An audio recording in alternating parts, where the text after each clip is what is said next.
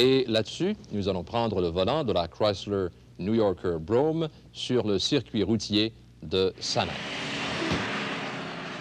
Comme en témoigne ce nuage de fumée, le moteur de cette Chrysler a une puissance assez impressionnante pour une voiture pesant plus de 2 tonnes.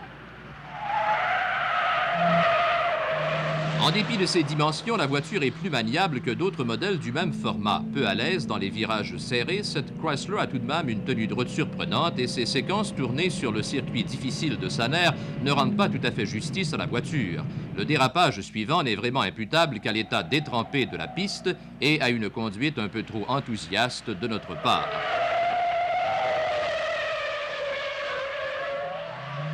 Si le pont arrière ne semble pas trop déséquilibré, la voiture sur mauvaise route, ses réactions sont beaucoup moins heureuses lors d'un freinage d'urgence. En usage normal, les freins sont satisfaisants, mais si l'on doit s'arrêter en bloquant les roues, on a droit à de véhémentes protestations du pont arrière. Celui-ci est sujet à de violents rebondissements et l'on a vraiment l'impression que les roues arrière vont se détacher de la voiture.